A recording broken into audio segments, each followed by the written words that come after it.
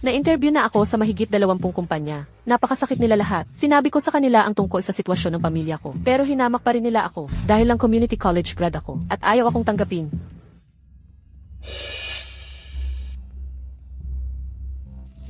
May interview pa ako. Mamaya sa fan group, kain muna ako ng tanghalian.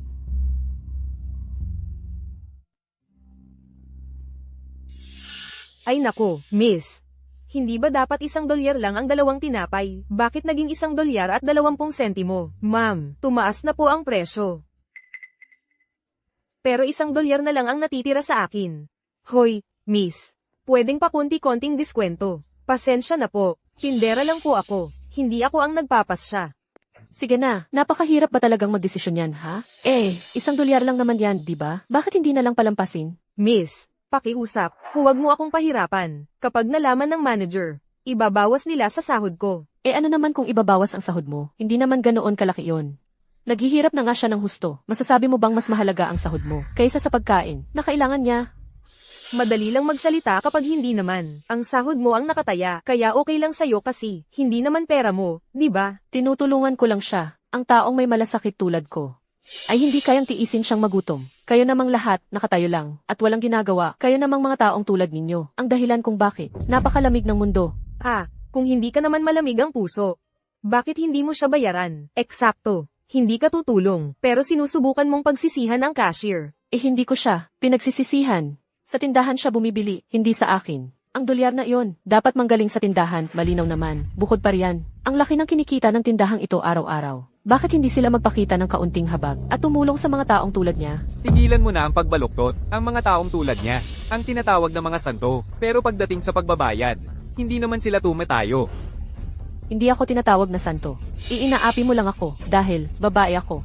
Kapag nakisalamuha ka sa kagaya niya, malas lang ang aabutin mo. $1 lang naman yan. Sige, ako na ang magbabayad.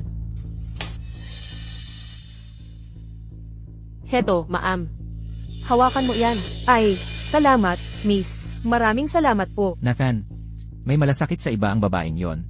At nag-alok na magbayad para sa matandang babae. Mr. Fane, sa palagay ko siya yung community college grad na mag-i-interview sa atin mamaya. Grace Chandler ang pangalan niya. Ganun ba? Napakalamig na ng mundo ngayon. Bihira na lang tayong makakita ng mga kabataang may ganoong kabaitan.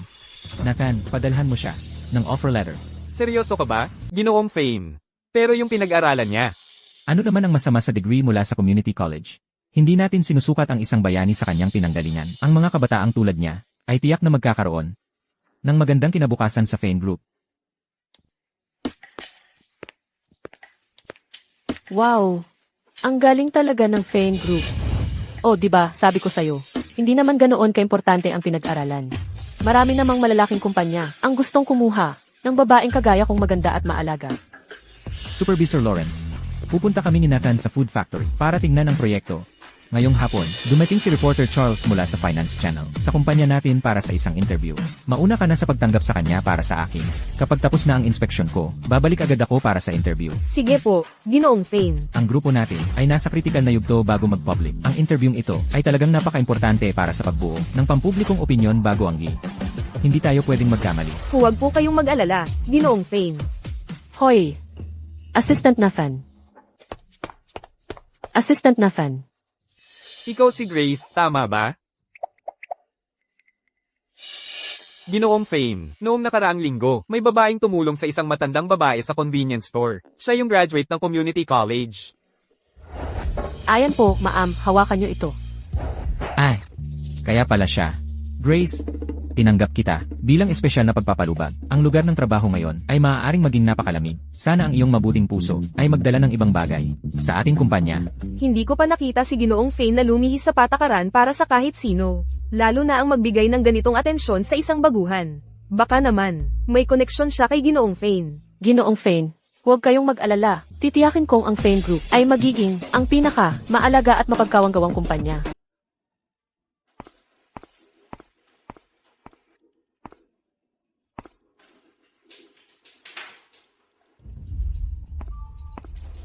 Hoy, mga guys. Ikaw si Grace, di ba? Ako si Serena Von. Ito si Chloe Linwood. Mga baguhan lang din kami at kakaregular lang. Kayong lahat ay mga graduate ng kolehiyo, di ba? Oo. Ako galing sa community college. Hahamakin niyo ba ako dahil doon? Syempre hindi, talagang hindi. Sa trabaho, ang mahalaga ay kung ano ang kaya mong gawin, hindi ang titulo mo. Oh, nga pala, nakuha ko na yung bonus ko noong nakaraang buwan. 1,000 piso. Ako ang manlilibre ng tanghalian ngayon. Ituring na natin itong welcome para kay Grace sa team. Ayos yan, di ako tatanggi dyan. Chloe, nagiging matapang ka na ngayon, ha? Alam mo ba kung anong araw ngayon? Hindi ka pa rin nagpapadala ng pera sa bahay. Mag-e-engage na ang kapatid mo. Bilang ate niya, dapat tinutulungan mo siyang bumili ng bahay at sasakyan. Gusto mo bang, sa'yo matapos ang angkan ng mga Linwood?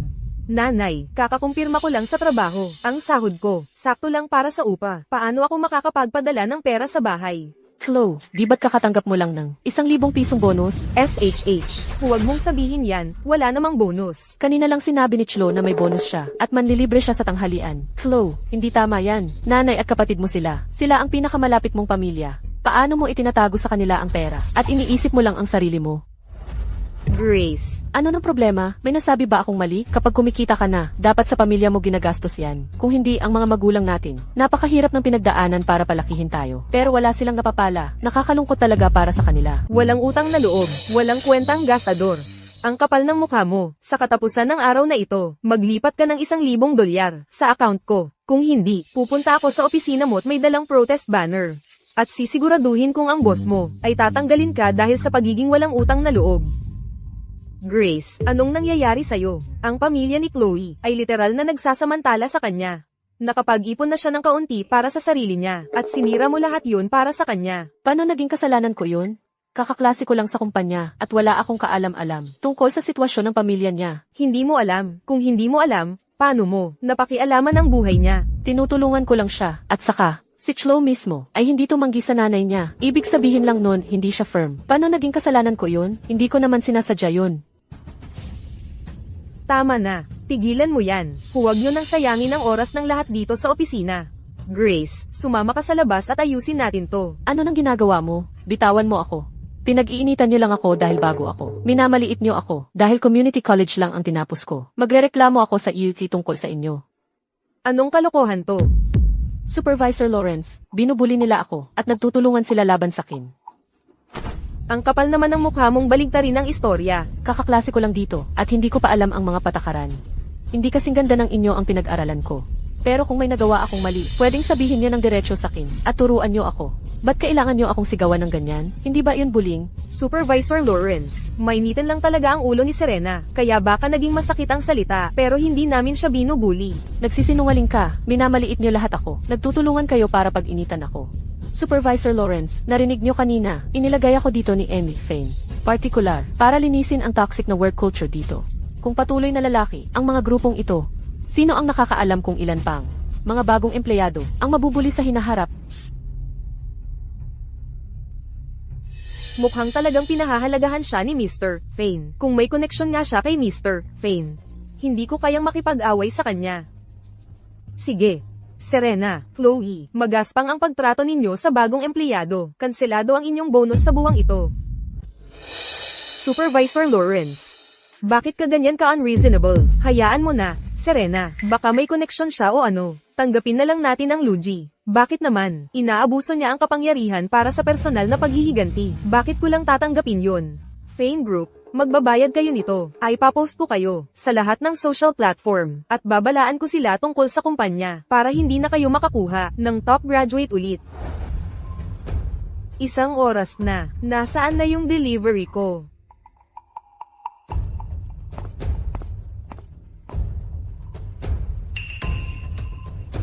Hindi ba ito yung delivery ko? Grace, bakit kinukuha mo yung order ko? Hindi ako nagnakaw ng pagkain ng iba. Hindi ba ito yung in-order mo para sa akin? In-order ko para sa iyo. Hindi ba't sabi mo, nang makuha mo yung bonus mo, ililibre mo ako? Ako, Chloe. Alam mo, galing sa probinsya. Ang mga magulang ko, wala kaming pera sa pamilya. Ngayong may bonus ka na, dapat lang na tumulong ka. Sa mga katulad naming nahihirapan, ilang piso lang yan, at nakagawa ka na ng mabuti. Dapat masaya ka pa. Ikaw. At itong kutsara, hindi ba yan yung kutsara ni Serena? Bakit mo ginagamit ang gamit niya nang walang palem? Ngayon lang ako nakapasok sa opisina at wala akong dalang kubyertos. Bukod pa riyan, dapat magtulungan ang magkakatrabaho. Hindi ba? Tingnan mo yung bag ni Serena. Kilalang designer brand yan at halagang $2 grand man lang yan. Kutsara lang ito. Hindi nga yan papansinin. Kapag wala kang hiya, wala nang makakapigil sa iyo. Maya-maya, darating si Reporter Charles mula sa Finance Channel para mag-interview sa ating kumpanya. Lahat, maging alerto. Nasa kritikal na yugto ang ating grupo. Sa paghahanda para sa IPO, kailangan nating bantayan ang public opinion. Walang dapat pagkakamali. Huwag kayong mag-alala, Supervisor Lawrence. Sisiguraduhin naming ang Fane Group ay makakapag-ipon ng maayos.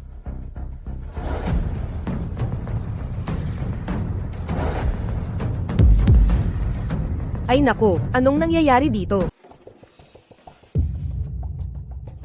Anong ginagawa mo? Paano mo nagamit ang gamit ko nang hindi ka nagpapalem? Ba't ang iingay mo? Ako ang nagpahintulot na gamitin nila.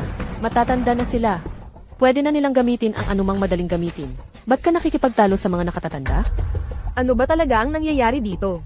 Ba't ang daming matatanda sa opisina ng kumpanya natin? Sila, inanyayahan ko sila dito para magsiesta sa tanghalian. Shesta, Seryoso, kayo. Ang lamig ninyo talaga. Ang tagal na ninyong nagtatrabaho rito. Ni minsan hindi kayo nagmalasakit sa mga matatandang walang tirahan sa kalye o sa mga matandang sanitation worker. Nandyan sila na nagpapakahirap buong araw. Pero kung minsan hindi pa makainom ng tubig, nakakalungkot talaga. Kaya inanyayahan ko sila na pumasok sa opisina at magpahinga sandali. kahit nahihirapan man sila, hindi pa rin dapat sila nagpapahinga sa opisina. May mga mahalagang bagay tayo rito, at mga kumpidensyal na dokumento. Kung may mawala, sino ang mananagot? Wala talaga kayong awa. Nasa labas ang mga matatandang ito sa hangin at araw. Hirap na sila. Kayo, nakatikim kayo, ng napakagandang kapaligiran sa trabaho. Hindi ba ninyo maibahagi kahit kaunti sa mga kawawang matatanda? Mayroong dedicated na lounge para sa mga sanitation workers sa first floor. May libreng mainit na tubig at merienda din.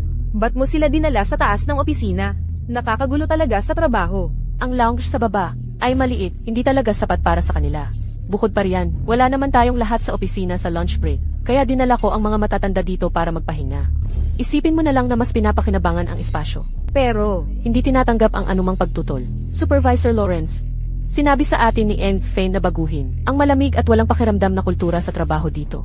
Siyempre, nagsisimula yan sa maliliit na bagay sa paligid natin. Sinasabi mo bang, hindi mo susundin ang utos ni Eng Fane? magulo ang opisina. Hindi na nga namin magawa ang regular naming trabaho. Supervisor Lawrence, ito ba talaga ang utos ni Mr. Fane? Tamang-tama, tumatawag si Mr. Fane. Supervisor Lawrence, tanungin mo agad siya kung sinabi niya talaga kay Grace na dalhin dito ang lahat ng matatanda. Huwag niyong hayaang magwasiwas siya ng pekeng utos at lokohin tayong lahat. Posible bang nagkamali talaga ako ng intindi sa gusto ni Mr. Fane? Supervisor Lawrence, malamang nasa paliparan na si Reporter Charles. Siguraduhin mong may tao doon na magbibigay sa kanya ng maayos na pagtanggap. Naiintindihan ko, Mr. Fane. Dadalhin ko agad ang isang team sa paliparan. Oo nga pala, Mr. Fane. May mga bagong empleyado tayong magsisimula. Ikaw na ang bahala sa bagong empleyado. Nasa food plan pa ako para sa inspeksyon. Mag-usap na lang tayo mamaya. Hoy, in Fane. Supervisor Lawrence, ano ang sabi ni Mr. Fane? Niloko ba tayong lahat ni Grace? Kalimutan mo na siya. Lahat, bumalik na sa trabaho. Pero lahat ng mesa ay okupado na ng mga senior na ito. Paano tayo magtatrabaho? Teka, Serena. Kung ganyan ang iisipin mo, talagang nililimitahan mo ang sarili mo. Okupado ang mga mesa, pero wala ba ditong sofa? Sa lounge sa unang palapag, sa pinakamasamang sitwasyon, pwede ka namang umupo sa sahig. Ang mga nagwawagi ay hindi kailanman nagrereklamo sa kanilang kapaligiran. Pwede kang magtrabaho kahit saan. Bakit hindi mo papuntahin ang mga senior sa lounge? At paupuin sa sahig? Medyo mahina na ang mga senior na ito. Siyempre, dapat sila ang unang magkaroon ng pinakamagandang lugar. Bata pa tayo at kaya nating tiisin ang kaunting hirap. Paano natin hahayaang magdusa ang mga senior para sa atin? Serena, graduate ka ng kolehiyo. Paano mo hindi naiintindihan ang paggalang sa nakatatanda at pag-aalaga sa bata? Sige, gawin na lang natin ang sinabi ni Grace. Lahat, magtrabaho na tayo sa lounge area. Hoy, sumama kayo sa akin sa paliparan. Pagkatapos nating sunduin si Reporter Charles, diretsuhin ninyo siya sa itaas, sa opisina ng chairman. Siguraduhin ninyong hindi siya pupunta sa palapag na ito. Naiintindihan, Supervisor Lawrence. Ben, handa na ba ang camera gear? Lahat ay nakahanda, Charles. Nakaschedule ang interview natin sa Fane Group. 1 oras mula ngayon. Bakit ka maaga? Sinusubukan kong abutin sila. Nang hindi handa. Para talagang makita natin kung paano nagpapatakbo ang Fane Group. Malapit nang mag-public ang Fane Group. Ibabroadcast natin ito sa publiko. Kaya kailangan nating managot sa mga investor. Kung ang panloob na pamamahala ng Fane Group ay maayos, masaya akong magbibigay sa kanila ng magandang publisidad.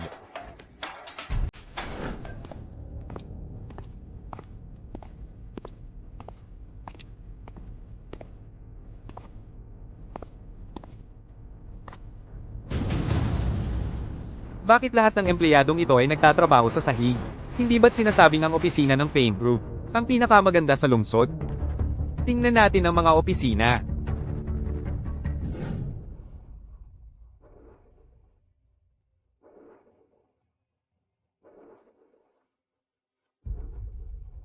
Bakit puro matatanda ang nandito? Huwag mo nang sabihin na mga kamag-anak lang sila sa payroll na walang ginagawa. Talagang lumalampas na ang Fane Group sa ganitong kagulong pamamahala. Ang tawag pa sa sarili nila ay promising company. At may lakas pa sila ng loob na hilingin sa akin na i-promote sila. Ben, iset up mo ang camera. Ngayong araw, ilalantad ko ang kumpanyang ito na Mandaraya sa mga shareholder nito sa buong internet. Ano ba talagang gustong ilantad? Empleyado ka ba ng kumpanyang ito? Ilabas mo rito ang CEO ninyong si Miles. Sa ganitong kagulong pamamahala, gusto ko talaga siyang interviewin tungkol sa tinatawag niyang ekspertisya. Anong kagulo sa kumpanya namin? Kayong mga nagpapanggap na mamamahayag, ang alam lang ay baluktutin ang katotohanan. Ang mga matatandang ito ay talagang kawawa, kung hindi dahil sa Fane Group na tumanggap sa kanila, nasa kalsada na sila ngayon, nagwawalis ng basura. Nagwawalis ng basura? Ibig mong sabihin, mga manggagawa sa kalinisan ang mga ito?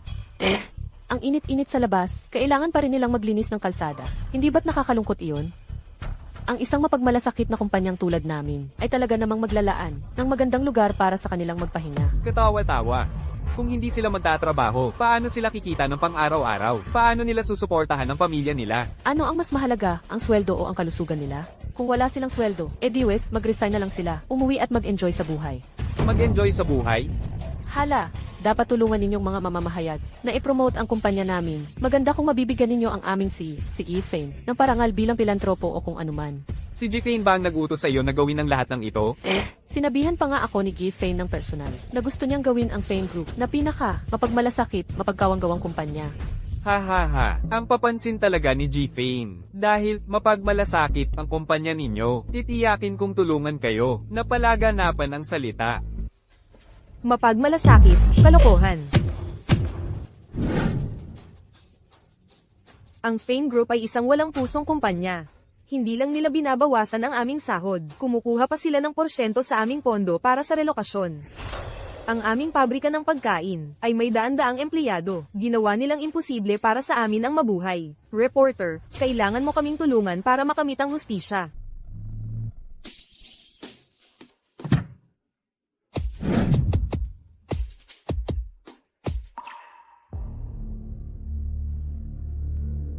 Pagbalik natin, mag-withdraw ng US dollars $100,000 sa account ko para ayusin ang kalsada sa harap ng food factory.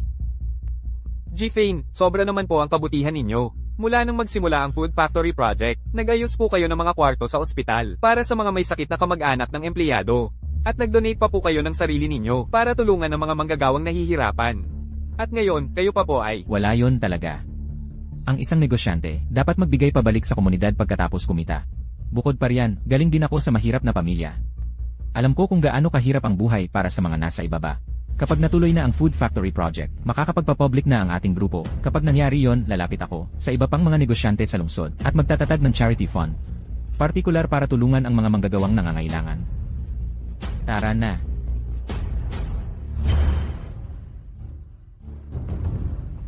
Director Grant, anong nangyayari? G-Fane, taos puso po akong humihingi ng paumanhin. May ilan sa aming mga manggagawa na inagyat ng ilang mapagsamantala. Sabi nila, masyadong mababa ang separation pay at papunta na sa Fane Group para magprotesta. Sinubukan kong pigilan sila pero hindi ko kaya. Ano ba talaga ang nangyayari? Noong ang aming food factory ay nag-file ng bankruptcy, walang gustong tumanggap sa amin. Kayo po, ang nag-abot ng tulong sa amin. Hindi lang po kayo nagbigay sa aming mga manggagawa ng malaking separation package, kundi nag-ayos pa kayo ng bagong trabaho para sa amin. Ginagamit lang ang mga taong ito. Talaga, hindi ko alam kung ano ang nasa isip nila. G-Fane, nakarating na ang mga manggagawa sa Fane Group. Si Reporter Charles ay nagli-livestream ng buong pangyayari online. Tara, kailangan na nating bumalik agad. At linawin ang lahat bago pa man mawalan ng kontrol ang opinyon ng publiko. Miles, ngayon, lahat online ay inaatake ang Fane Group. Tingnan natin kung paano mo pa ipapublic yan ngayon. Mga kaibigan, huminahon kayo, magpahinga muna kayo, at mag-usap tayo ng maayos. Ipaliwanag ninyo ng mas malinaw.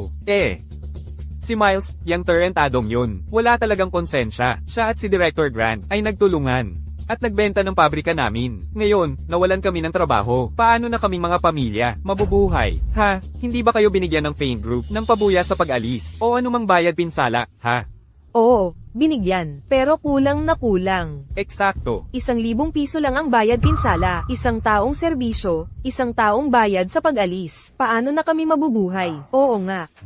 Ang mga bayarin sa ospital ng nanay ko ay $1,000 pataas kada buwan. Kakasimula lang magkolehiyo ng anak ko. Itong konting bayad pinsala, hindi pa sisipat sa isang semestreng matrikula.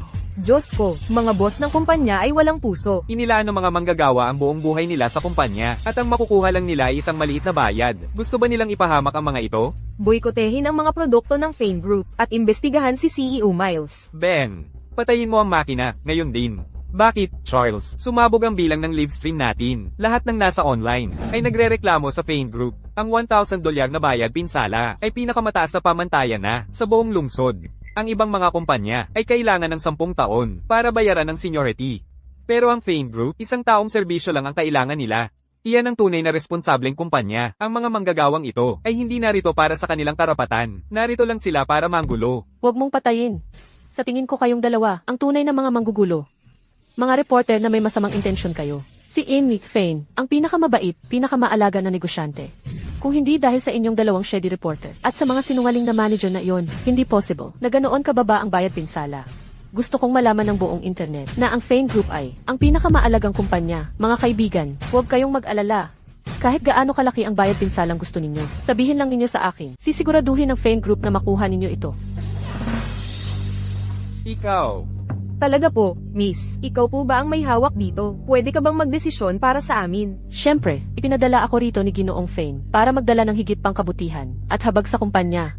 Napakababa ng alok na kompensasyon na ito. Malamang nagkamali si Ginoong Fane. Narito ako para ituwid ang lahat para sa inyo. Sige, sige. Totoo ba ang lahat ng sinasabi mo? Mabibigyan mo ba kami ng mas maraming pera? Kahit anong halaga ang gusto namin, ibibigay mo sa amin? Siyempre, lahat kayo ay nagpapakahirap para mabuhay at nahihirapan ang inyong mga pamilya. Kami ay isang napakamaawain na kumpanya. Siyempre, aalagaan namin kayo.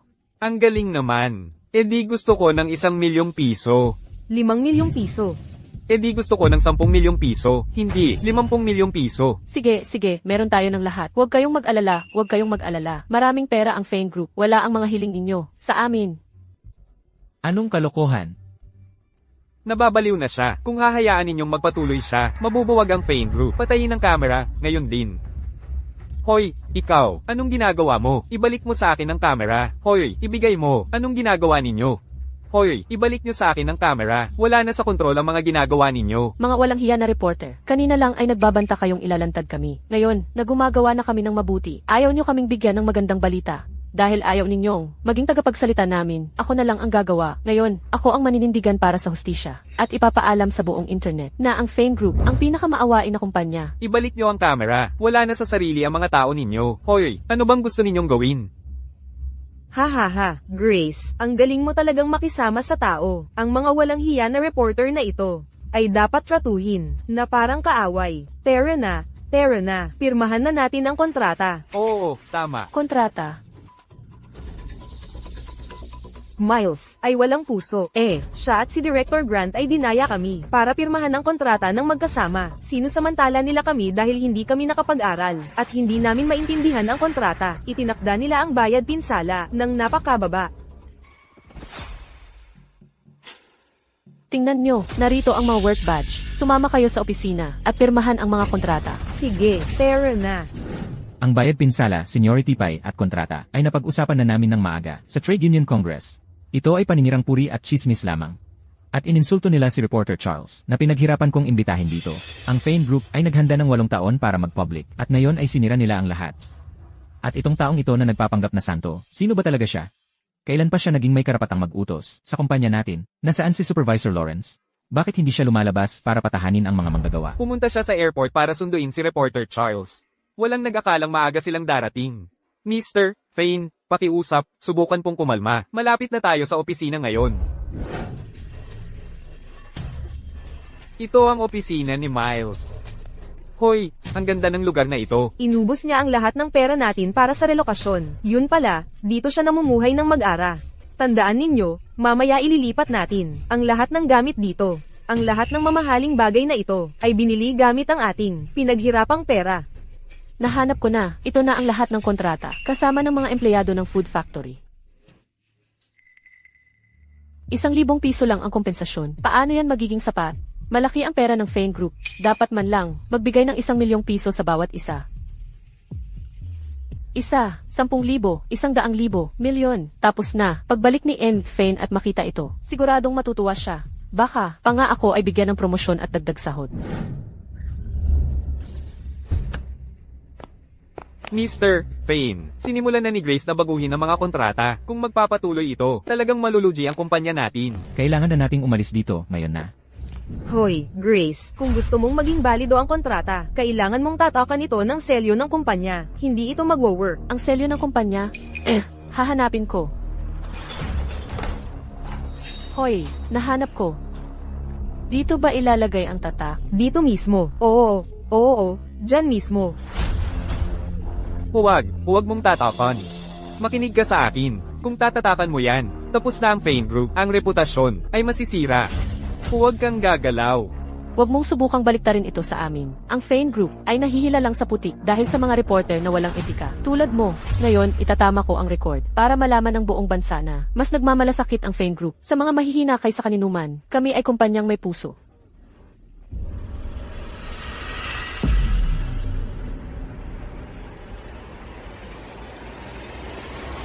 Tigilan mo.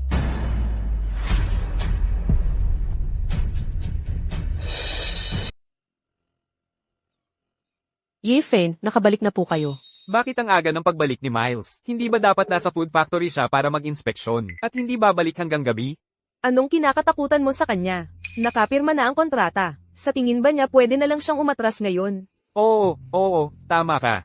Miles, ang Fane Group ay ang pinakamapagmalasakit na kumpanya sa buong mundo. Talagang hinahangaan kita. Dahil lang sa publicity. Ginulo mo talaga ang buong operasyon ng kumpanya. Hay nako. At gusto mo pa akong tulungan sa pagpapalago ng IPO mo? Panaginip lang yan. Ang aming finance channel ay magba-blacklist sa Fane Group magpakailanman. Reporter Charles, may hindi pagkakaintindihan. Hindi pagkakaintindihan. Reporter Charles. Ano ba talaga ang nangyayari dito? Sino ka? Sino ang nagbigay sa'yo ng karapatang baguhin ang kontrata at galawin ang company seal ng walang pahintulot? Fane, ako po ito, si Grace. Kayong mismo ang nagsabi sa akin na gawing ang Fane Group bilang pinakamapagmalasakit na charity company. Ako mismo ang nagsabi sa'yo. Opo, huwag kayong makinig sa dalawang yan, na walang etikang reporter. Habang wala kayo, napaganda ko ng husto ang kumpanya. Tingnan ninyo kung gaano kahabag-habag ang mga manggagawa sa food factory. Tinataasan ko ang kanilang kompensasyon sa halagang $1 milyon at nilive-stream ko online ang pagbabago ng kontrata. Pinupuri ng lahat ng manggagawa ang Fane Group. Hay naku, at may isa pa, dahil napakaganda ng opisina sa baba, pinalayas ko ang mga empleyado at pinapasok ko ang mga matandang sanitation worker mula sa kalye para magpahinga sa loob ng opisina. Ang dalawang walang etikang reporter na yan ay sinusubukan lang siraan ang Fane Group. Nakakagalit na ituro ko na sa kanila ang leksyon para sa inyo. Mula ngayon, lahat ng tao sa mundo ay maniniwala na ang Fane Group ay isang kumpanyang puno ng pagmamahal at kawanggawa. Gumastos ako ng malaki sa opisina para mapataas ang kaligayahan ng mga empleyado. At naglaan ako ng maraming koneksyon para mapunta rito ang mga kilalang reporter na yan. Fane,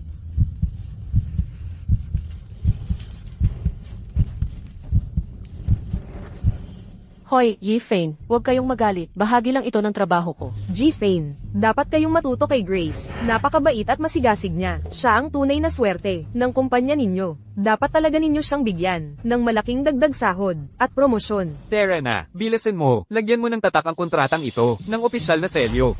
At bigyan mo kami ng tig minus $1 milyon. Kukunin na lang namin sa company account mamaya. Kailan ba ako pumayag na magbayad sa inyo ng tig $1 milyon? Kung hindi kayo magbabayad, Kausapin niyo ang tao na nangakong magbabayad sa inyo. Ako, si Miles, ay hindi magbabayad sa inyo ng $1 milyon. Ito, kakasundo lang natin ito kanina. Ngayon, aatras ka na? Miles, nandito na lahat, itim at puti, nakasulat lahat dito, malinaw na malinaw, buong bansa, nakatingin sa atin ng live. Seryoso ka, gusto mong tumakas, hindi mo itutupad ang pangako mo, ganun ba? Tao ka pa ba? Ha, oo. Nangako ka sa amin ng $1 milyong. Paano mo basta babawiin ang sinabi mo? Eksakto. Mga kaibigan, kumalma kayo. Naiintindihan ko, si Ian Yifane, ang pinakamabait, pinakamapagbigay na negosyante sa buong mundo. Kung hindi niya ibibigay sa inyo ang $1 milyon, siguro naman may naisip siyang mas magandang paraan para bumawi sa inyo. Isang bagay na mas mahalaga pa sa $1 milyon, di ba, Ian Yifane? Tama si Grace. Si Mr. Fane, nagpapatakbo ng kumpanyang ganito kalaki. Ang ganyang halaga ay wala lang sa kanya. Sa hinaharap, kapag pumasok na sa eskwela ang mga anak namin, at kailangan ng tirahan sa school district, at kapag ang mga magulang namin ay nangangailangan ng VIP hospital rooms. Si Mr. Fane ang bahala sa lahat ng yan para sa amin. Di ba kayo sang-ayon? Oo, tama yan, eksakto. Sige. Dahil na rin kay Grace, bibigyan ko kayo ng pagkakataong bumawi. Bukod sa ₱1 milyong kompensasyon. Ano pa ang gusto mong ibigay sa amin? Bilisan mo, at isulat mo lahat sa kontrata.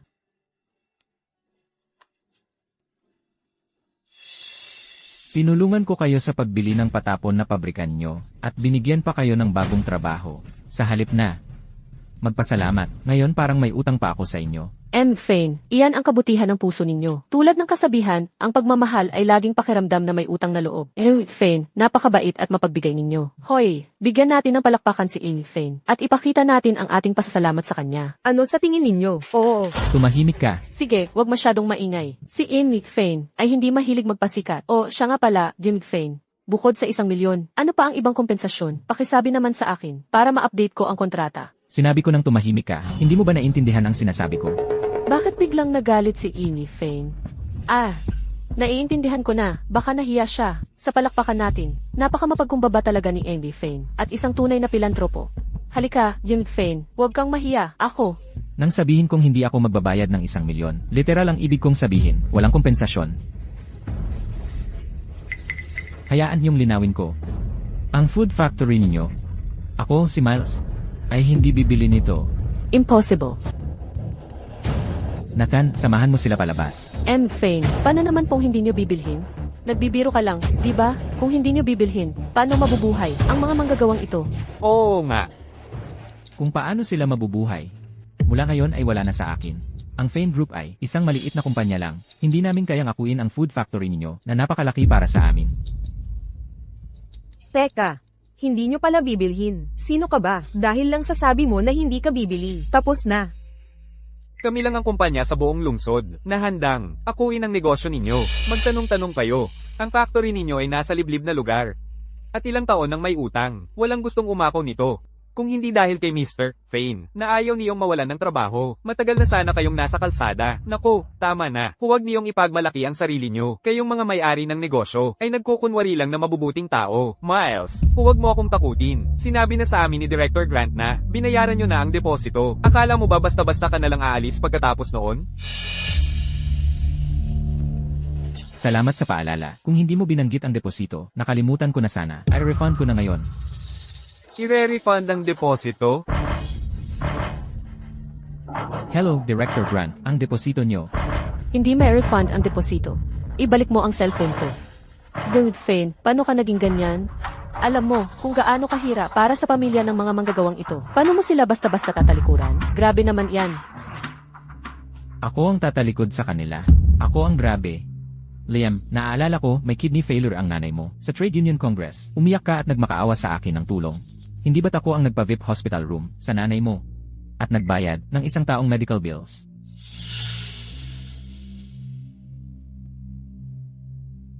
Lisa, alam kong mawawalan ka na ng trabaho at magko-college na ang anak mo. Hindi ba't ako ang sumagot sa 4 na taong tuition at living expenses? Ngayong nag-inspeksyon ako sa factory, nakita kong gulo-gulo ang kalsada sa harap, kaya balak kong gastusan mula sa sariling bulsa. Para maayos yon, wala akong konsensyang nananagot sa pagtrato ko sa inyong lahat. Hindi ko akalain na sa pagtulong, ako pala'y napalibutan ng mga walang utang na loob. Huwag kang magbaluktot ng katotohanan. Paano namin malalaman kung nagpapanggap ka lang para magmukhang mabait at kunwari ikaw ang mabuting tao? Dapat, ang bawat isa sa amin ay makakatanggap ng $1 milyon para sa relokasyon. Anong karapatan mo para pirmahan namin ang kontratang $1,000 lang? Tama, ikaw ba'y kumukubit ng $998,000 sa bawat isa sa amin? Ang aming pabrika ng pagkain ay mayroon mahigit 100 tao. Kung i-compute mo, mahigit $100 milyon yon. Kahit gaano kalaki ang tulong mo sa amin, tama lang yon. Tama yan, eksakto. CJ. Nakuha ko para sa inyo ang pinakamataas na bayad sa relokasyon sa buong lungsod. Sa halip na magpasalamat, ako pa ang sinisisi nyo kung sa tingin nyo ay hindi ito sapat. Humanap kayo ng ibang kumpanya na magbabayad sa inyo ng mas malaki. Ako ay tapos na rito.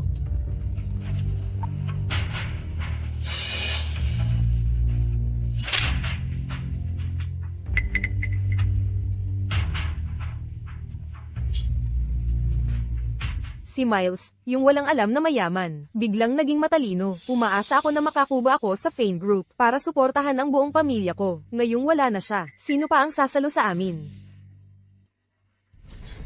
Diyos ko, hindi ko na ito matitiis. Itong walang pusong kumpanya ay inaapi kami mga ordinaryong tao. Grace, kailangan mong magsalita para sa tama. Hi.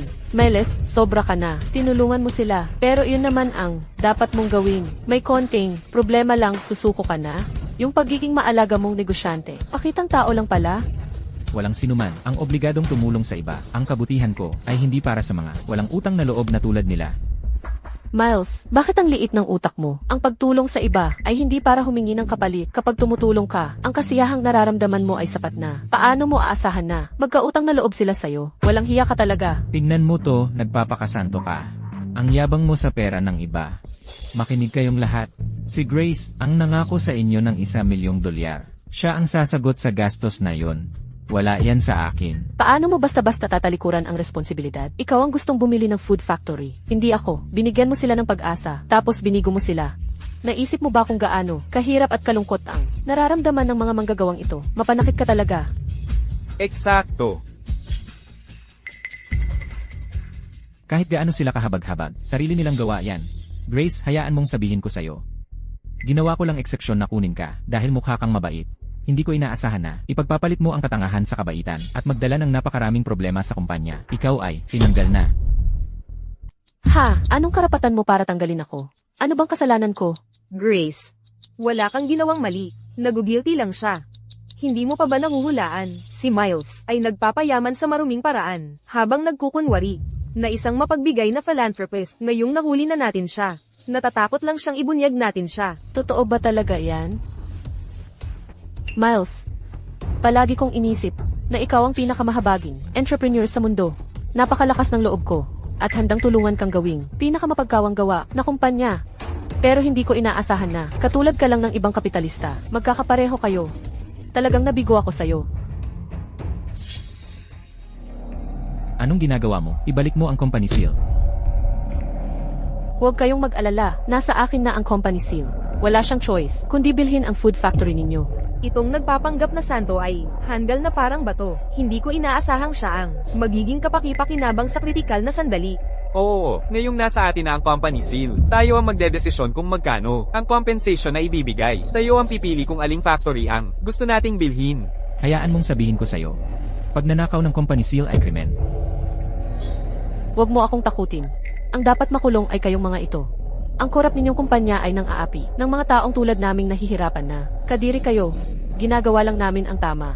May tao ba dyan? Pumasok kayo. Gapusin ninyo itong dalawa para sa akin.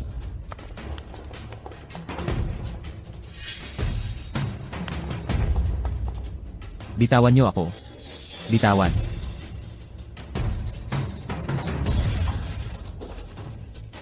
Masarap, di ba? Yan ang lasa ng hustisya. Huwag kayong mag-alala, nasa akin na ang company seal. Maya-maya, sumunod kayo sa akin. Sa finance department para makuha ang pera ninyo. Lahat ay makakatanggap ng $1 milyon na compensation. Walang kulang kahit piso. Fane. Dito ka lang at pag-isipan ang ginawa mo. Tara na.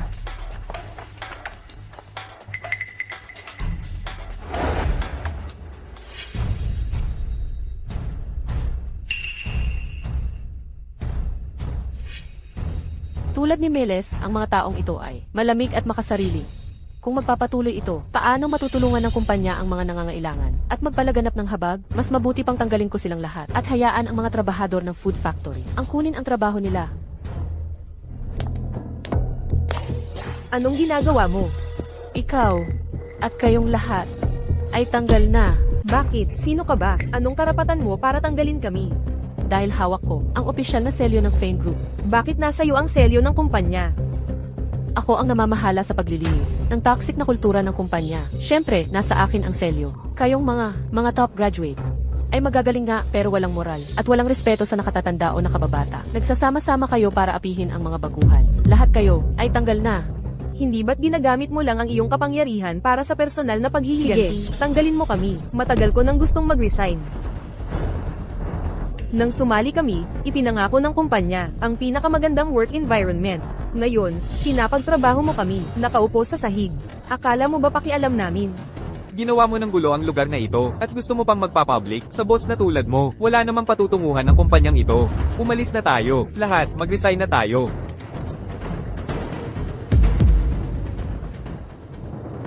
Paano mo nasabi yan? Grace, kung tatanggalin mo silang lahat, sino ang magbibigay sa amin ng separation pay? Hindi ba kayo nakakaintindi? Tinanggal ko sila para sa inyo. Para sa amin. Siyempre, ngayong wala na ang mga palamunin. May mga bakanting trabaho, kaya pwede na kayong sumali. Ibig mong sabihin, gusto mong magtrabaho kami sa Fane Group. Eksakto, kayo ay matatapang at masisipag. Mas magagaling pa kaysa sa kanila. Ang mga empleyadong yun, nakaupo lang at nagtatype sa computer buong araw. Napakadali lang nun kahit sino kayang gawin. Kaysa hayaang mag-aksaya lang sila ng espasyo at pera. Bakit hindi ibigay ang mga trabahong mataas ang sahod sa mga tulad ninyong nahihirapan at talagang nangangailangan? Grace, ang ganda mo talaga at mabait ka pa. Hindi ka tulad ni Miles, yung tarantado. Sabi niya maghahanap siya ng bagong trabaho para sa amin. Pero pabrika pa rin yun, di ba? Eksakto, buong buhay namin, nagtrabaho na kami. Wala talagang tatalo sa pag-upo sa opisina na ganito. Ha ha ha. Oo, talaga. Kaya, magkano ba ang plano mong ibayad sa amin? Dati sa food factory, nakakakuha kami ng $600.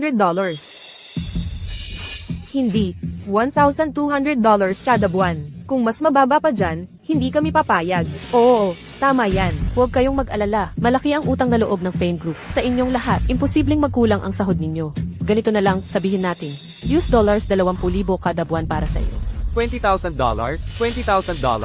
$20,000? Hindi ko man lang kayang keep-in yan sa isang buong taon. Grace, hindi mo kami niloloko, di ba? Bakit ko gagawin yon? Ang estilo ko sa pamamahala ay gawing ang Fane Group sa pinakamaawain at charity-driven na kumpanya. Siyempre, ang mga benepisyo ng empleyado ay dapat na pinakamaganda. Bukod pa riyan, lahat kayo ay galing sa mahirap na sitwasyon. Kaya bibigyan ko kayo ng espesyal na atensyon. O, at sakto lang. Ang TC at CA ay parehong nag-resign. Kaya, ikaw na ang bagong TC. At ikaw naman ang bagong CA. Ha ha ha, Grace, ako naman. At ako, anong klaseng director ang pwede kong maging? Oo, at ang nanay ko na may kidney failure. Pwede mo bang bigyan siya ng kahit anong trabaho bilang director din? Well, walang lalabas na walang dala ngayong araw. Maraming bakanting posisyon sa kumpanya. Lahat kayo ay makakahanap ng trabaho dito. Ha ha ha. Grace, ay nako, MS, Grace. Ikaw talaga ay ang pinakamabait, pinakamaalaga na negosyante sa mundo. Kung lahat ng malalaking boss ay katulad mo, ang mga tapat na tao tulad namin, ay hindi maapi. Oo, ha ha ha.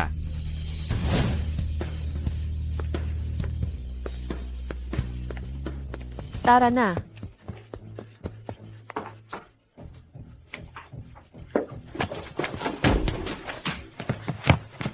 Teka, mali ito. Ito ang finance department ng Fane Group. Nasaan ang pera? Huwag magmadali, huwag magmadali. Nasa company account lahat ng pera. Ano? 100,000, 1,000, 100,000, 100,000, bilyon. Hindi ko pa nakikita ang ganito karaming pera sa buong buhay ko. Tara, bilisan mo. Ilipat na natin lahat ng perang ito sa ating mga bank account. Oo, oo, oo. Huwag magmadali. Isa-isa lang. Anong ginagawa ninyong lahat? Grace, sinong nagsabing pwede kang pumasok sa finance department? At sino-sino ba kayo? Saan napunta ang lahat ng taga-departamento ng pananalapi? Ako dapat ang nagtatanong niyan. Sino ka? Pasok ka na lang ng pasok nang hindi kumakatok? Ito si CFO ng Fane Group. Ganyan ka ba makipag-usap sa CFO? CFO. Kailan ba sila nagpalit ng CFO? Walang ipinadalang anunsyo si Ginoong Fane. Anong kalokohan yang anunsyo? Anong kalokohan yang abiso? Nasa poder ni Grace ang opisyal na selyo ng kumpanya. Sino mang itinalaga niya bilang CFO? Iyan ang CFO. Ang selyo ng kumpanya. Bakit nasa poder ni Grace ang selyo ng kumpanya? Nasaan si Ginoong Fane? Alam ba niya yan? Hindi mahalaga kung nasaan si Ginoong Fane. Ibinigay sa akin ni Ginoong Fane ang selyo ng kumpanya. Ibig sabihin, buong kapangyarihan ko na ang pamamahala sa kumpanya. Supervisor Lawrence, ilang taon ka na sa kumpanya? Hindi mo ba naiintindihan ang ibig sabihin noon? Ibinigay ni Ginoong Fane sa kanya ang selyo ng kumpanya. Mukhang may koneksyon nga talaga siya kay Ginoong Fane. Hindi yan ang ibig kong sabihin. Narinig ko na bumalik na si Ginoong Fane. Gusto ko sanang iulat sa kanya ang aking trabaho. Bakit pa kailangang hanapin si Ginoong Fane? Nasa akin na ngayon ang selyo ng kumpanya. Ibig sabihin, ako na ang sihi ng Fane Group. Kung mayroon kang anumang trabaho, sa akin ka muna dapat mag-ulat. Sige. Binibining Grace. Sinabi ba sa iyo ni Ginoong Fane kung ano ang susunod na gagawin tungkol sa proyekto ng Food Factory? Ang proyekto ng Food Factory, naasikaso ko na ang lahat. Tingnan mo. Tungkol sa mga manggagawang ito, prosesuhin ayon sa kanilang katayuan sa pag-upa. Tapos kumuha ng US dollars 100 milyon mula sa account ng kumpanya at bigyan ang bawat isa sa kanila ng US dollars 1 milyon bilang separation pay. $1 milyon bawat isa. Inaprubahan ito ni Ginoong Fane. Si Ginoong Fane, laging si Ginoong Fane. Ilang beses ko pa ba kailangang ulitin? Luma na ang pamamalakad ni Ginoong Fane. Ngayon, ang prinsipyo ko sa pamamahala sa Fane Group ay nabubuo sa 3 bagay. Awa, at higit pang awa. Naiintindihan mo ba ang sinasabi ko? Ginang Grace. Hoy, bilisan mo. Yuha, ilipat ang lahat ng pera mula sa kanilang mga account. Direkta sa kanilang mga card. Huwag mo nang patagalin pa sila. CJ.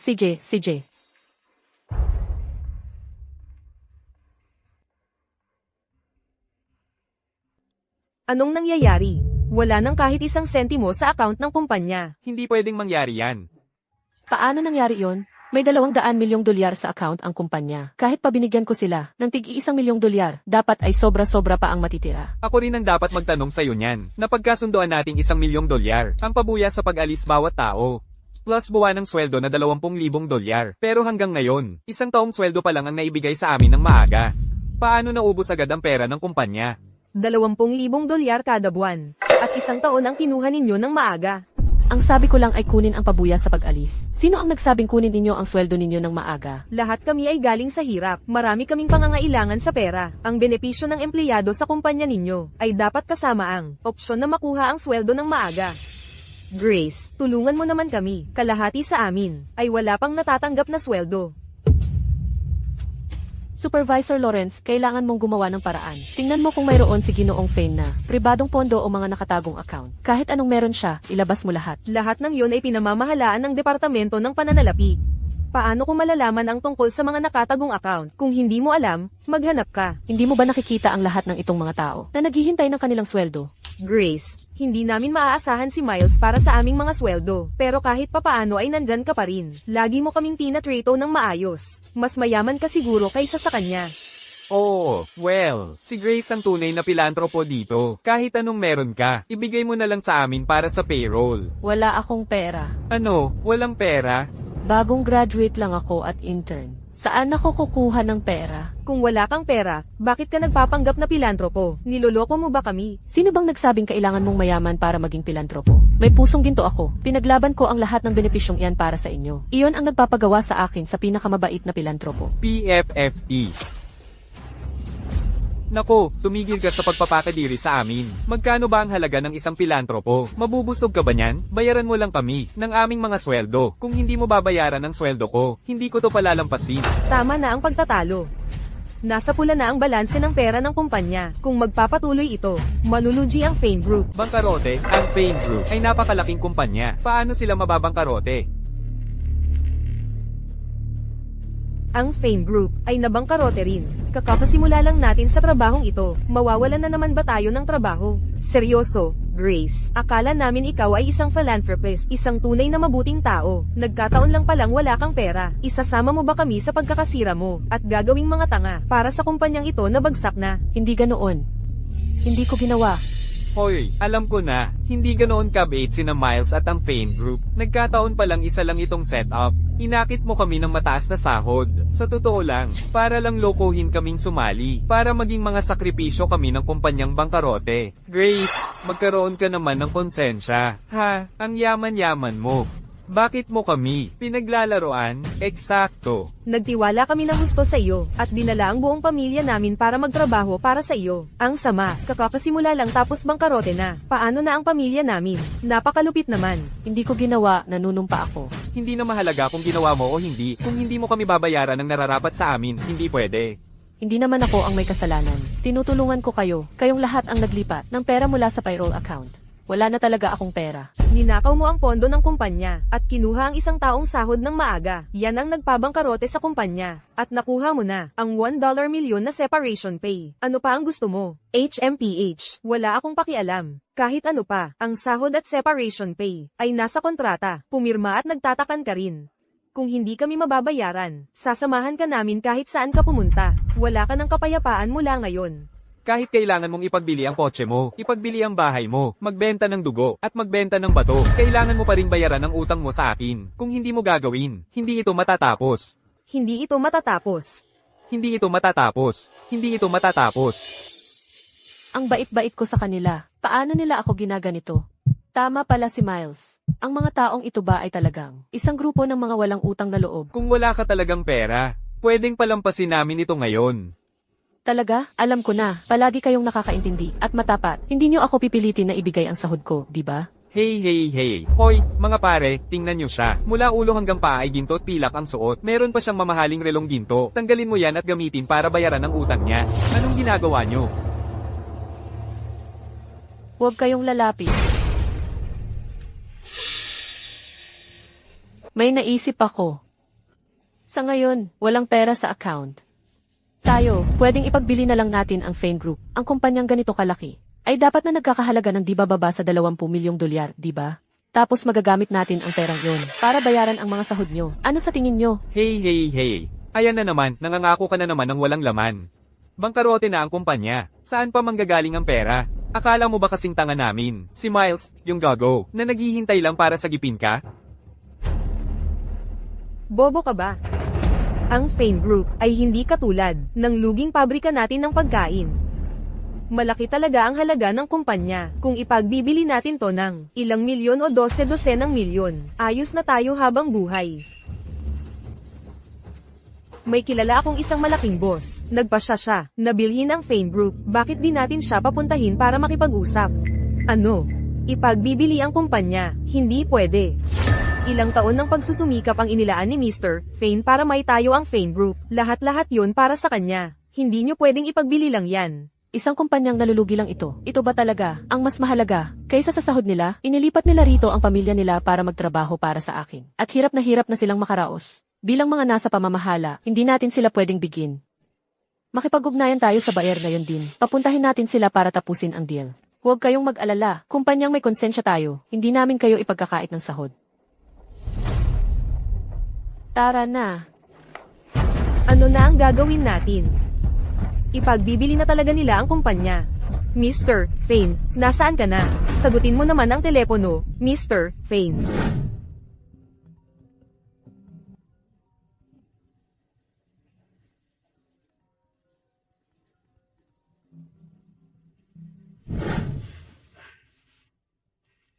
Ano na ang gagawin natin? Wala na bang talagang makakaligtas sa Fane Group? Mr. Fane, sinagot mo rin. Anong kalokohan yan? Hindi ito si Eric Fane. Supervisor Lawrence, mag-imprenta ka kaagad ng kopya ng kontrata ng pagbili. Malapit nang dumating si A. Thiaw. Sige, oo.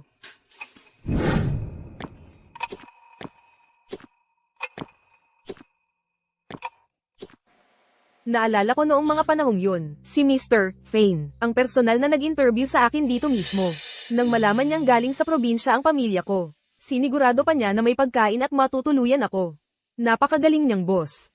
Paano kaya napunta ang kumpanyang ito, sa pagkalugi at pagbebenta?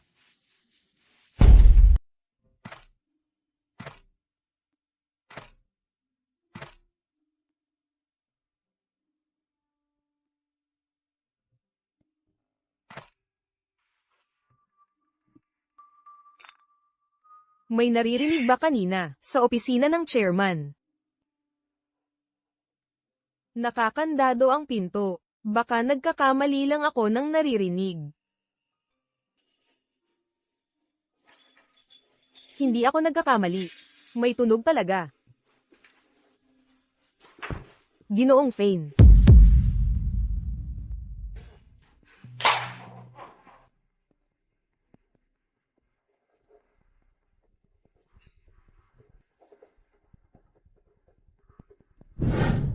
Ginoong Fane, ayos ka lang ba? Ano ba talaga ang nangyari? Huwag mo muna akong alalahanin ngayon. Anong nangyayari sa labas? Naayos na ba ang sitwasyon kay Grace? Si Binibining Grace, siya ay... Si Binibining Grace?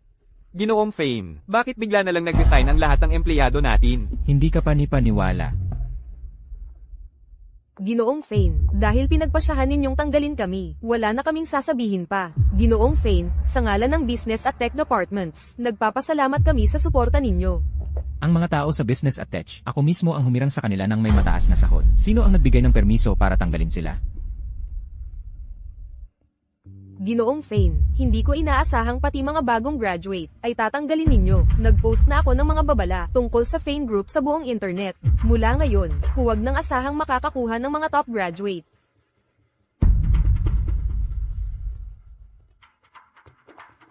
Bakit puro negatibong balita? Sa panahong malapit na tayong mag-public, dapat naghahar ako ng EA, hindi humaharap sa mga iskandalo. Ngayon, puro masamang publisidad na. Ano ba talaga ang ginagawa ni Grace? Ginoong Fane, Si Grace ay sinusubukan talagang ibenta ang kumpanya ninyo. paano niya nagawang ibenta ang kumpanya? Community college degree lang ang meron siya. Kung hindi ko siya in-employ, dahil sa kabutihan ng loob, mahihirapan siyang makahanap ng trabaho. Kumagat siya sa kamay ng nagpakain sa kanya. Nasayang lang ang taon kong pagsusumikap. So, hindi naman pala kamag-anak mo siya. Hindi natin pwedeng hayaan na ibenta niya ang kumpanya.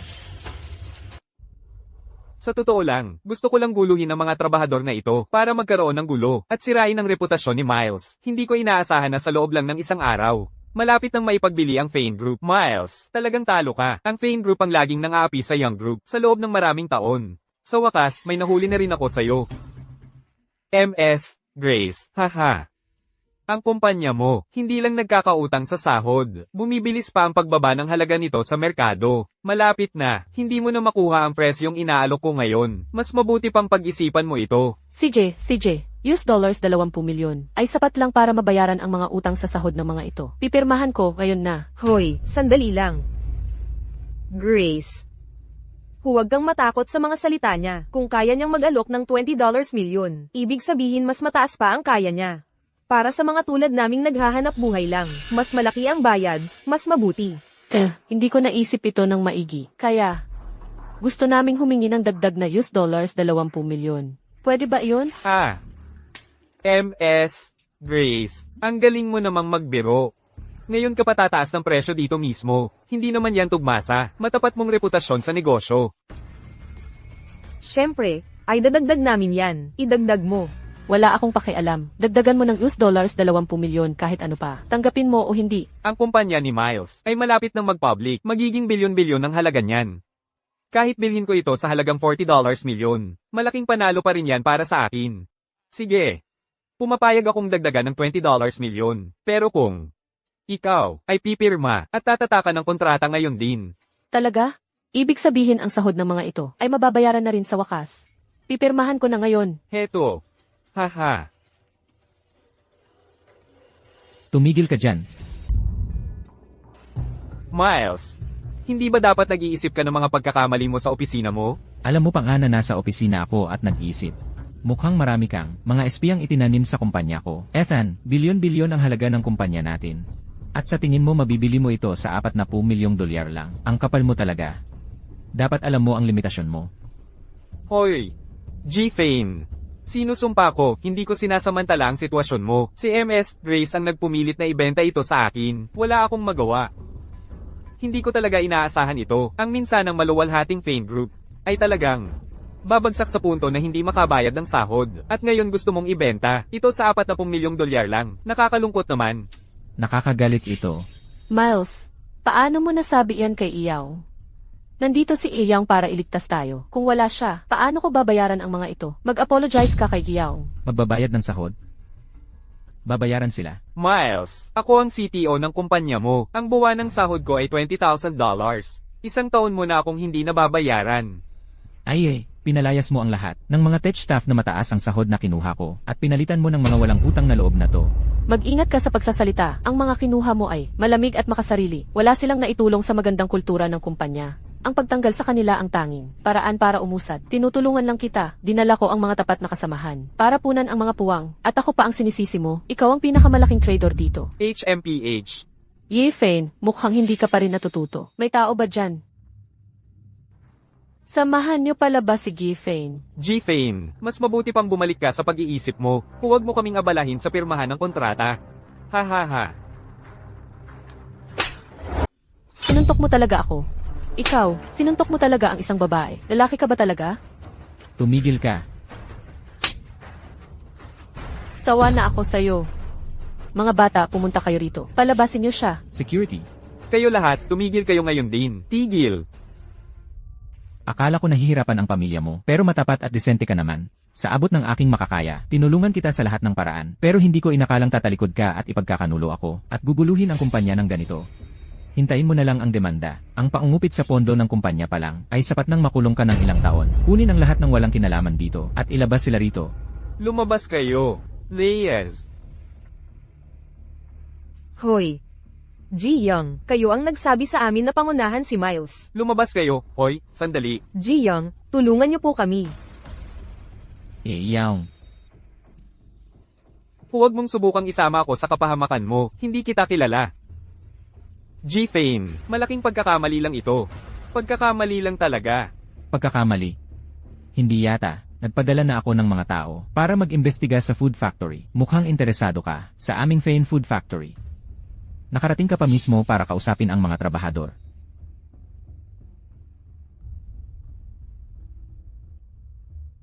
Ang kompensasyong inaalok nila sa inyo ay napakababa. Bukas, may mga reporter na darating para mag-interview sa Fane Group.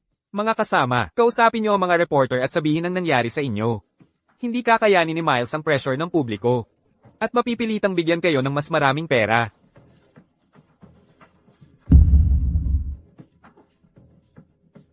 Hindi ka manalo ng patas. Kaya mandurugas ka sa likod ng eksena. Sinasabi ko sa'yo, mula ngayon, ang Young Group ay wala nang mamumuhunan o makikipagnegosyo sa inyo. Lumabas ka. Seguridad. Lumabas ka. Sawa na ako sa inyo, mga pulubi. Ginamit niyo ang pera ni Ginoong Fane para magpanggap ng mga dakilang mabubuting tao. Bilisan niyo at umalis na kayo. Teka, kung tapos na si Miles, sa amin ngayon, ano naman ang tungkol sa pabrika namin? Eksakto. Sinabi na ni Ginoong Fane, kukunin pa rin niya ang food plant ayon sa plano. P1,000 ang separation pay ng bawat isa. Pero kayong lahat, maghanap kayo ng sarili niyong trabaho. Tungkol sa tuition at mga medical bill na binayaran niya para sa inyo noon. Kailangan niyong bayaran siya pabalik at huwag na kayong bumalik para gambalain siya. Paano nangyari ito? Umaasa pa kaming makakuha ng dagdag na separation pay kay Miles. Ngayon tingnan mo, na wala pa ang pagkakataon para sa bagong trabaho. Hello, ano? Na-cancel ang VIP hospital room ng nanay ko. Wala na ring nagbabayad ng tuition ng anak ko. Talagang pinutol na tayo ni Ginoong Fane ng tuluyan. Ano na ang gagawin natin ngayon? Oo, tama. Kasalanan mo itong lahat. Putang ina mo. Sabi ko sa iyo, sapat na ang $1 million na separation pay. Pero ipinilit mo na matanggap kami sa Fane Group. Kung hindi sana nangyari ang gulo na ito. May utang ka sa akin na trabaho. Ano ka ba? May utang ka sa amin na trabaho. Paano naging kasalanan ko ito? Hindi kayo makapagdesisyon. Kung tumanggi kayo sa akin, hindi naman kita mapipilit na tanggapin ang trabaho. Makitid lang ang pag-iisip nyo. Wala iyon sa akin. Tumigil ka, puta. Huwag kang magpanggap na inosente sa akin. Sino ang sinusuyo mo? Ngayon, bigyan mo kami ng trabaho, o magbayad ka. Kung hindi, hindi ka aalis. Magbayad ka, magbayad ka. Ibalik mo ang trabaho namin. Magbayad ka, magbayad ka. Sabi ko na, wala akong pera. Mayroon akong tapat at mabuting puso. Paano mo madudungisan iyon ng pera? Tama na. Tumigil ka sa pag-iyak at pagpapanggap na mahirap. Walang pera, ha? Sige, kunin ang gamit niya at ipagbili para mabayaran ang utang.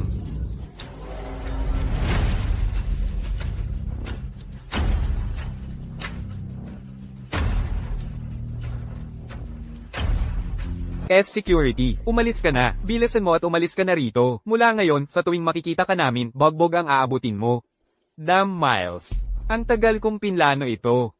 Pero hindi ko pa rin napabagsak ang Fane Group. Nasangkyunan pa ang Young Group. Fiang, bakit ikaw rin napalayas? Umalis ka. Ikaw ang dahilan ng lahat ng ito. Iyong sobrang bait-bait mo, parang santo. Kung hindi dahil sa'yo, noon pa sana nasira ang pangalan ni Miles ng mga manggagawang iyon. At hindi ako magiging ganito ngayon. Hindi ko alam ang pinagsasabi mo. Fiang, pasensya na. Hindi ko talaga alam na magiging ganito ang kalalabasan. Pasensya na. Huwag na. Ano ang silbi ng pasensya na? Malaki ang nawala sa kumpanya ko. Mababayaran mo ba? Grace. Matagal mong hinawakan ng pampanisil nila. Marami ka sigurong alam na mga core secrets nila. Paano kung ganito? Magtrabaho ka para sa amin.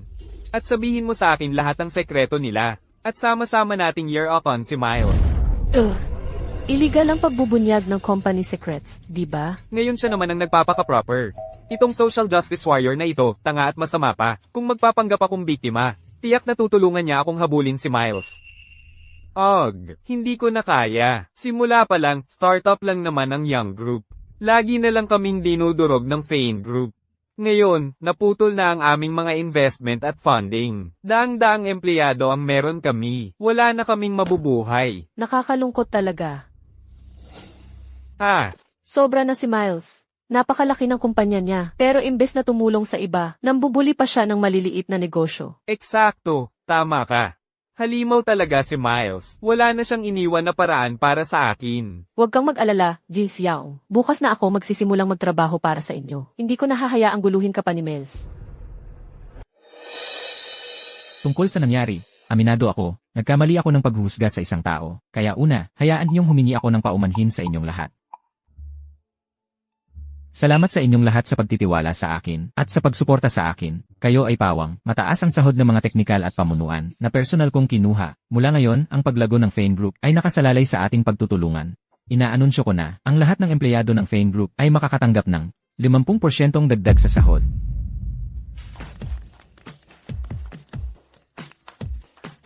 Ang ating mga produkto at teknolohiya ay nakakuha ng magandang feedback mula sa mga user. Lahat iyon ay salamat sa buong suporta at gabay ni G-Fane.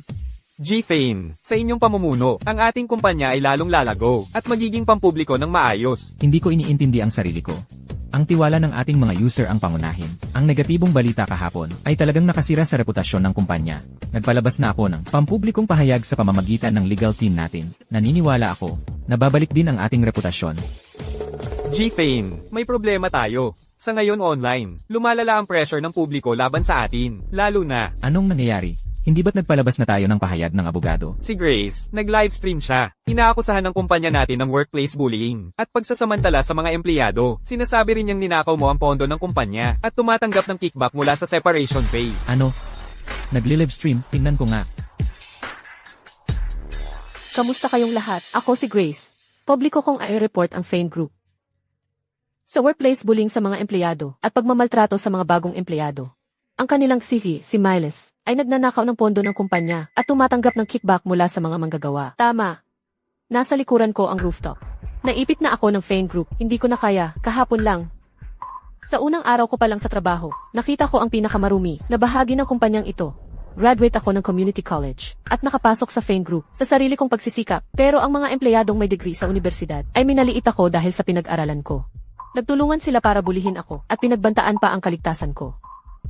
Nang pumunta ang mga manggagawa ng food factory para humingi ng hustisya, nanood lang ang lahat ng empleyado. Ako lang ang tumayo at lumaban para sa karapatan ng mga manggagawa. Pero sa huli, tinanggal ako sa Fane Group kasama ng mga manggagawa. Samantalang ang mga tumatanggap ng kickback at mga nambubuli ay nanatili sa mataas nilang sahod at nakalibre.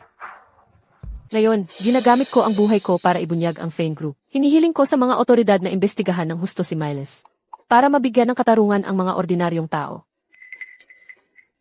Diyos ko, Tumalon sa gusali yung streamer. May kamay na ngayon ang Fane Group sa isang pagkamatay. Sino pa ang bibili ng mga produkto nila? Boykotehin natin lahat ng produkto ng Fane. Kailangang imbestigahan ng lubusan si Miles, ang CEO ng kumpanya. Binabaliktad niya ang katotohanan. At kumakalat ng masasamang kasinungalingan. Mr. Fane. Mr. Fane, lumalala ng lumalala ang galit ng publiko online. Kailangan mong gumawa ng paraan dito. Oo, Mr. Fane. Napakahirap ibalik sa ayos ang kumpanya. Naghahanda na tayo para mag-public. Hindi natin pwedeng hayaan na sirain ng mga chismis na ito ang lahat ng itinayo mo sa mga nakaraang taon. Ginawa ko na ang lahat ng makakaya ko para sa kanya. Hindi ko inakala na ayaw pa rin niyang magbago. Nathan, kausapin mo ang mga abogado. Para maghanap ng ebidensya, gumawa ka agad ng cease and desist letter. Dinadawit at iniinsulto niya ako. Gusto ko siyang mabulok sa bilangguan. Mr. Fane, hindi lang si Grace ang kumakalat ng chismis. Kasali na rin ang mga manggagawa mula sa food factory. Nakakagalit. Hello po sa lahat, mga manggagawa po kami mula sa Food Factory. Para maiwasan ang paghihiganti ng Fane Group, kailangan naming magmaskara sa video na ito. Kami po ay makakapagpatotoo na lahat ng sinabi ni Grace ay totoo. Ang Fane Group ay isang tawoli na kumpanya. Kumukuha sila ng kickback mula sa severance pay ng mga manggagawa. Kahit na si Charles, isang top journalist, wala siyang magawa sa kanila. Pakiusap po sa lahat ng nasa online. Tulungan niyo po kami. Nakikiusap po kami sa inyo. Mr. Fane, hindi lang yan. Maraming influencers ang nag-share din ng video nila. Kahit magpadala tayo ng cease and desist letters ngayon, walang naniniwala sa atin. Hindi, teka, ang ganitong malaking gulo. Hindi niya kayang simulan mag-isa. Mayroon talagang isang tao, ang kumukontrol, sa likod niya. Pakita mo sa akin ang mga influencer account na yan, na nagsasalita laban sa atin.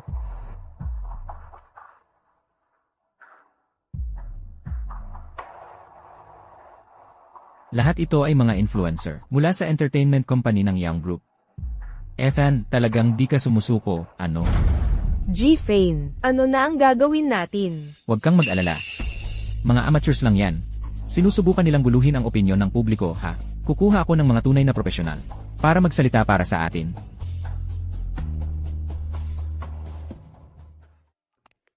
Hello, Liang. Ang Fane Group ay wala pa ring imik. Sa tingin ko, konsensya ang gumagalaw sa kanila at natatakot silang lumantad. Hahaha, Grace, ang galing mo. Binayaran ko na ang mga troll at influencer para palakasin ang kampanya natin. Tatamaan natin ang IPO ni Miles sa pinakamasakit na parte kapag nabigo ang kanyang IPO. Kukunin natin ang Fane Group kapag nangyari yun. Ipinangako ko sa iyo ang posisyon ng CEO at lahat ng bonus. Makukuha mo ang bawat isa. G. Young, kami naman, huwag mo kaming kalimutan. Oo, Ji Young, noong huli sinabi mo. Tataasan ni Miles ang separation pay, kaya nag-riot kami, pero pinalayas kami. Hindi mo na kami maloloko ulit ngayon. Relax, relax. Basta't kayo ay magpanggap pa ring biktima online at patuloy na magparatang kay Miles. Bibigyan ko kayong lahat ng $20,000 kapag nakuha ko na ang Fane Group. Lahat kayo ay magkakatrabaho sa amin. Mga kasama, huwag kayong mag-alala. Ngayon, ang mga netizen. Ang pinakamakatarungan at mabait. Nagpanggap akong magpapakamatay, at sa pagpapanggap ninyong kawawa, tiyak na wawasakin nila, si Miles Online, kapag nabigo ang kanyang kumpanyang magpapublic, saka natin siya talaga pagtutulungan. Pakita mo sa akin ang sinasabi ng mga netizen, tungkol kay Miles. Paano nangyari ito? Ano ng problema? Grace, walang naninira kay Miles. Kami na ang pinupuntirya nila. Impossible. Patingin nga. Bakit hindi pa kinakancel yung nagkakalat ng chismis? Nakakadiri talaga, mga nagpapanggap na santo, magpapasama kayo sa impyerno. Ako si Reporter Charles. Kamakailan lang, may kontrobersya tungkol sa Fane Group. Nagsiyasat ako para sa inyong lahat. Ang tinatawag na pang-aapi sa trabaho at mga kickback ay gawa-gawa lang ni Grace. Walang iba ang mga ito kundi mga walang basehang chismis at paninirang puri laban sa Fane Group. Mga kaibigan, pinapakiusapan ko kayo na huwag maniwala o magkalat ng chismis. Paano nangyari ito? Bakit walang naniniwala sa akin? Itong walang etikang reporter, kailangan pang lumabas at manggulo. Hindi pwede. Si Reporter Charles, hindi kusang maglilinaw. May kumukontrol sa kanya sa likod. Miles, akala mo ba pag binayaran mo si Reporter Charles, magiging totoo ang kasinungalingan? Hindi maitatago ang katotohanan. Panoorin mo ko, magpapalit ako ng account, at ipagpapatuloy kong ilantad ang masasamang gawa mo. Hindi ba't si Reporter Charles ay binayaran nga o ano?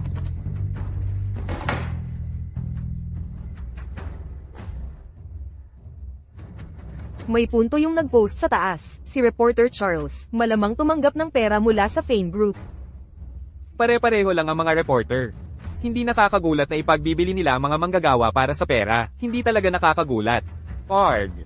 Hoy, Grace, mukhang bumalik na naman sa atin ang opinyon ng publiko. Ang galing mo talaga.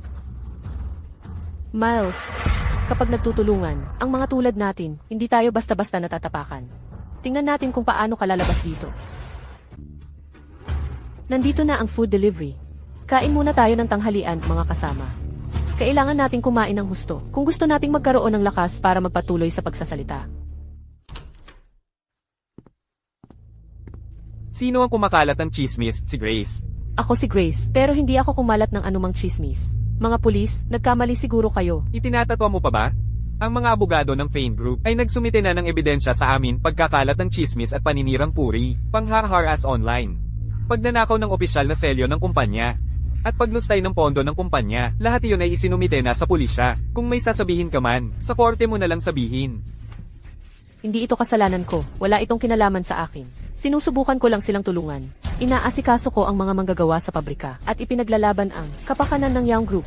Ako talaga ang may pakialam. Sinusubukan ko lang silang tulungan. Ang ibig mong sabihin, ang Young Group, si Ethan, ang CEO ng kumpanya, ay nadakip na at nakakulong dahil sa malisyosong kompetisyon sa negosyo at pagkasira sa ari-arian at interes ng kumpanya. Ang mga kasama mo at siya ay magkakapareho ng kapalaran. Dalhin siya. Bitawan ninyo ako. Bitawan ninyo ako.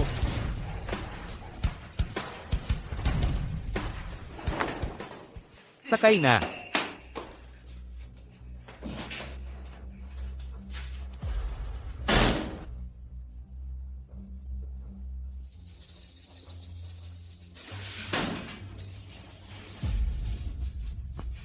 Grace, Kayong mga, anong gusto ninyo? kasalanan mo ang lahat. Kung hindi dahil sa iyo, nakakuha na sana kami ng aming separation pay, at nakalayo na ngayon. Ginawa ko ang lahat para sa inyo. Dapat kayong magpasalamat sa akin. Oh, pasasalamatan ka nga namin. Hindi ba't mahilig kang maging mapagbigay, kaya gasgasan natin yung magandang mukha mo. Mula ngayon, lahat ng pagkawang gawa sa kalsada ay para sa iyo. Huwag pakiusap. Sa pamamagitan nito, ipinahahayag ko na ang Fane Group, opisyal nang maglilista sa stock exchange. Sa lahat ng matagal ng empleyado ng kumpanya, ang mga bonus na ipinangako ko ay tataas lamang, hindi bababa. Ngayong nakaayos na ang kumpanya, opisyal nating ipapatupad. 4 na araw na trabaho sa isang linggo na may 3 araw na pahinga. Mahusay. Ngayong araw ay ang seremonya ng paglulunsad ng ating charity foundation, pinangungunahan ng Fane Group kasama ang mga negosyante sa buong lungsod. Itinatag namin ang Brightwell Foundation. Lahat ng donasyon sa ating foundation ay ganap na ilalaan sa pagsuporta sa mga nangangailangang frontline worker. Pagbati, G. Fane. Reporter Charles, salamat sa iyong pagsusumikap. Pagbati, G. Fane. Nalista na ang Fane Group. Nailunsad na ang foundation. Dobling magandang balita, haha. Lahat iyon ay dahil sa iyong pag-aalaga at suporta, kung hindi dahil sa iyo, na naglinis agad ng mga chismis at tumulong sa aming publicity. Ang Fane Group ay hindi sana nakapaglista ng ganito kabilis. Hoy! Noong nangyari ang insidente kay Grace, malaki ang naging epekto nito sa kumpanya. May pananagutan din kami. Hindi ko inakala na ganito kalala ang gagawin ni Grace sa kumpanya. Pero nagawa mong maibalik ang lahat sa ayos sa loob lamang ng isang araw. At sa loob lang ng 2 linggo. Nalista na ang Fane Group sa isang boss na kasing galing mo. Kung hindi ka namin i-promote, sino pa ang dapat naming i-promote? Ang nangyari kay Grace ay malaking aral din para sa akin. Kung ang ating kabutihan ay walang hangganan, abusuhin ito. At magiging walang katapusang pagpapalayaw. Napakaganda talaga ng sinabi mo. Gagamitin ko ang iyong mga salita sa financial report ngayong araw para matandaan ng lahat ng nagpapahalaga sa charity at kabutihan. Ang mga ito. Salamat.